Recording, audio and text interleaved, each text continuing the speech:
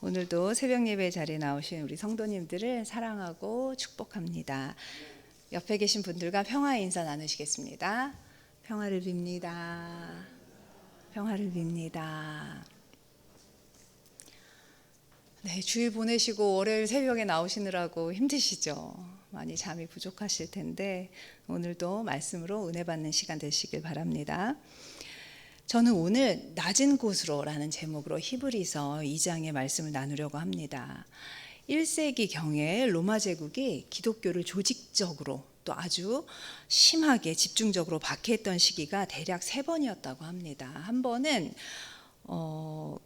반유대주의 정책을 써서 브리스길라와 아굴라 로마에 살고 있었는데요. 그 유대인들을 다 내어 쫓았던 주 49년 그 클라우디우스 황제 때와 또 로마의 대화재가 일어났었죠. 그런데 그 대화재의 주범을 기독교인이 로마에 앙심을 품고 불을 질렀다고 주범으로 몰았던 주 64년 네로 황제 때였습니다. 그리고 마지막으로 아주 심한 박해가 있었던 때는 다른 황제들은 죽은 다음에 신격화가 됐는데 이 황제는 자기가 살아서 신이 되고 싶어 했습니다.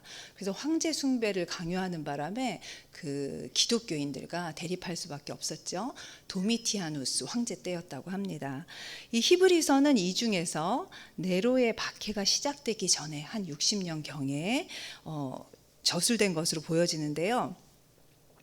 그리스도인들이 이미 박해를 경험하고 있었기 때문에 히브리서의 저자는 그리스도인들이 고난 때문에 배교하지 않으려면, 그리스도를 주로 고백하는 것을 취소하지 않으려면, 믿음을 저버리지 않으려면 어떻게 해야 할까를 생각하던 중에 예수 그리스도를 깊이 생각하고 바라봐야 우리가 그 고난을 이겨낼 수 있는 힘을 가질 수 있다고 생각하고 권면을 하고 있는 것입니다.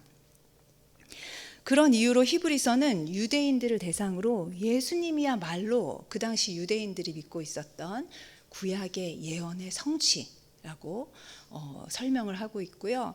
또 그리스도를 통한 하나님의 구속 사역은 절대적이고 영구적이다. 변하지 않는다. 약화되지 않는다라고 설명을 계속하고 있습니다.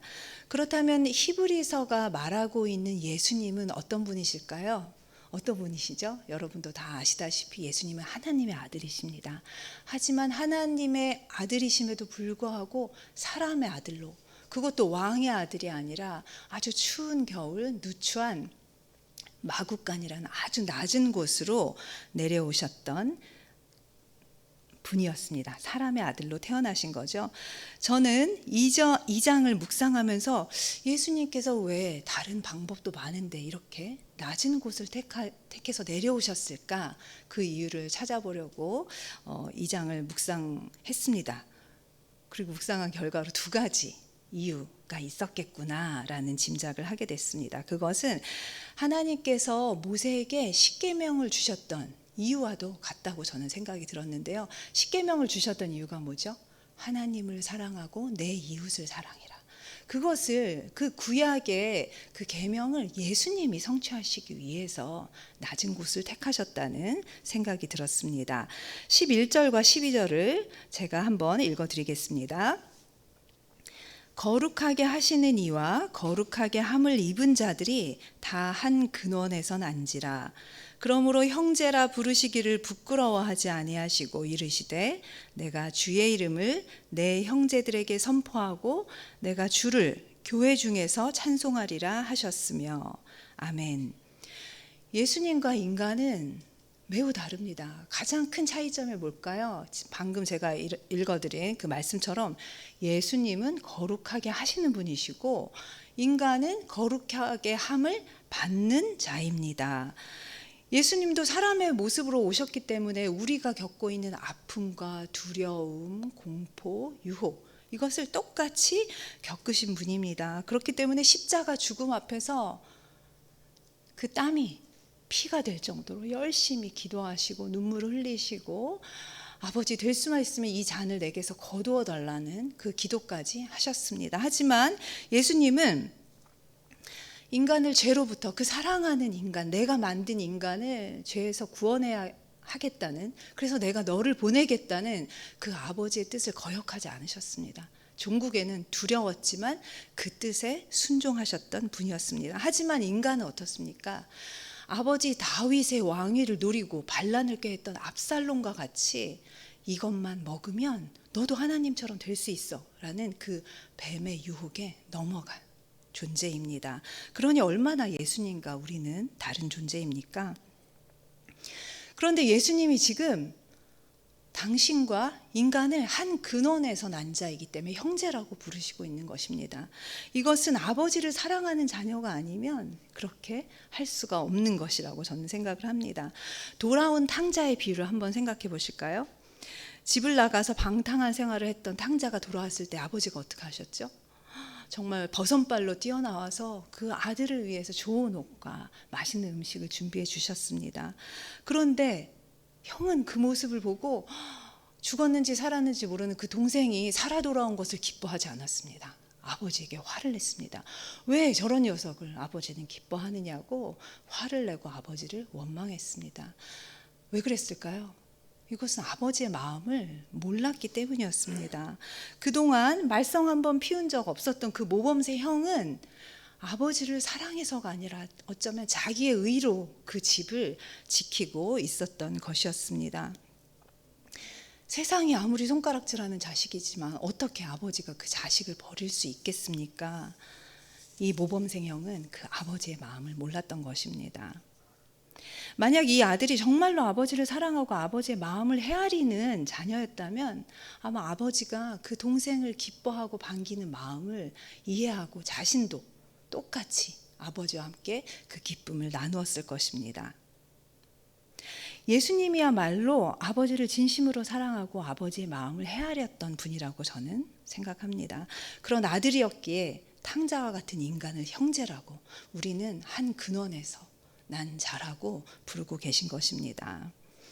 우리가 우리의 죄를 벗어버리고 떳떳하게 하나님을 찬송할 수 있도록 만들어 주시고, 또 우리가 하나님을 아버지라 부를 수 있도록 그 길을, 지성소에 그 휘장을 찢어 주신 그 예수님을 감사하는 우리 모두가 되기를 소망합니다.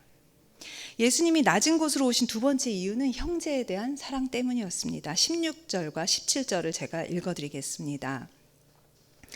이는 확실히 천사들을 붙들어 주려 하심이 아니요 오직 아브라함의 자손을 붙들어 주려 하심이라.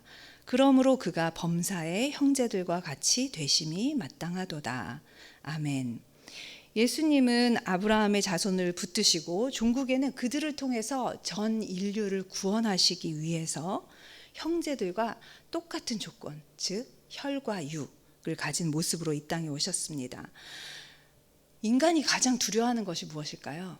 그것은 죽음입니다. 죽음이라는 것은 죄를 안고 사는 인간의 숙명이자 넘을 수 없는, 그 가지고 있는 치명적인 약점이자 한계였습니다. 그런데 지금 예수님께서는 우리가 그 약점을 극복하고 거기에서 자유해질 수 있도록 우리와 똑같은 그 한계 상황을 택하신 것입니다.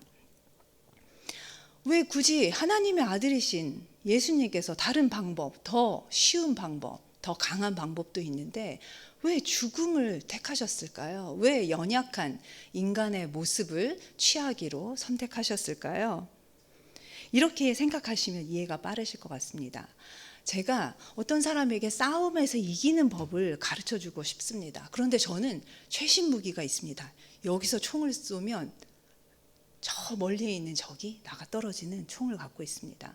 그런데 돌멩이를 가지고 있는 사람에게 야, 내가 싸우는 방법을 가르쳐줄게, 나를 따라해 라고 말하면 그 사람이 저의 말을 신뢰할 수 있을까요? 아, 당신은 총을 갖고 있기 때문에 싸울 수 있지만 나는 돌멩이를 갖고 있어. 나는 당신과 같은 방법으로 싸운다면 나는 지고 말 거야. 그 사람은 오히려 사기가 꺾일 것입니다.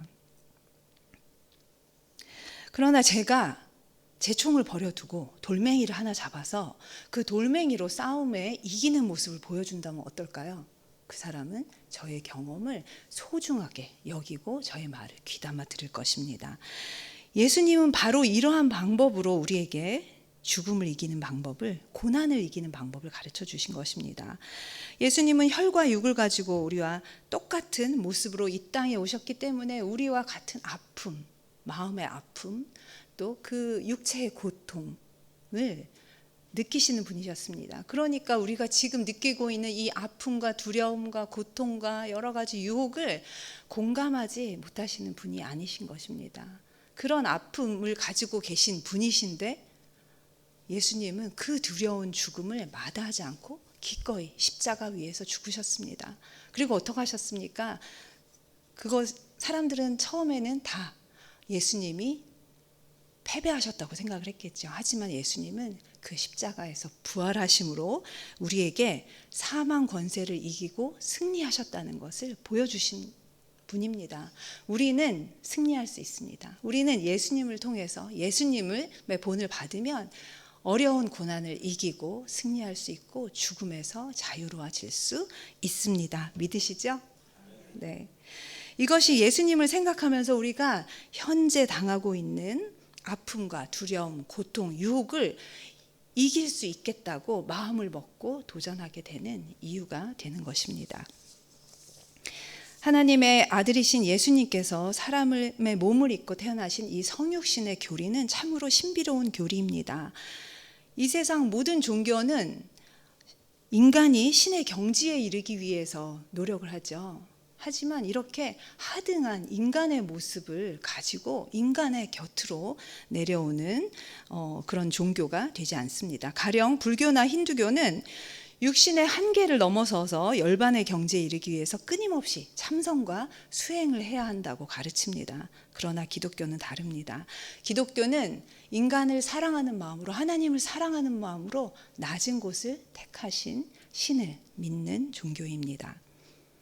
하나님을 사랑하고 형제를 사랑하기 위해서 낮은 곳으로 임하신 예수님을 기억하시며 우리가 처한 여러 가지 갖가지 모양의 어려움을 극복하시는 여러분들 되시길 소망합니다. 기도하겠습니다.